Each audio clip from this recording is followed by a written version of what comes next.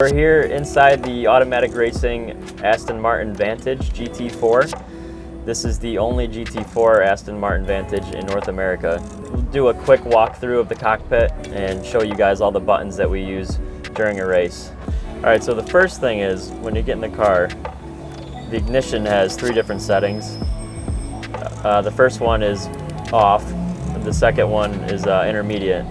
So when you turn this one on, it'll turn on the electronics, allow us to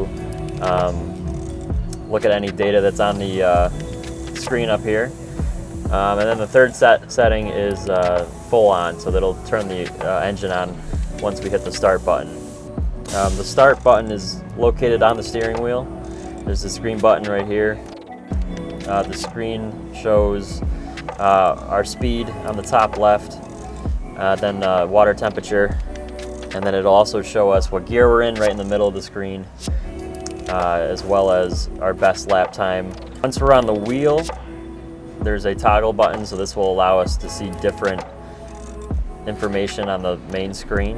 At the top left of the steering wheel, we've got the radio button, so we will hold this button down when we're communicating to the pits. If we go over to the top right of the wheel, there's a pit road button. This basically allows us to set our speed while we're in pit road. There's a reset button on the bottom right. That button allows us to reset the fuel so we know exactly how much fuel we've used in each session. If you look all the way to the left, this blue knob here, this is our brake bias. You'll see an arrow that's pointing to the front, so the more front brake bias we put in, it'll move the brake pressure more to the front of the car. If we turn it to the right, it'll move the brake pressure to the back of the car. Over here's the AC. We click this button here if we want AC.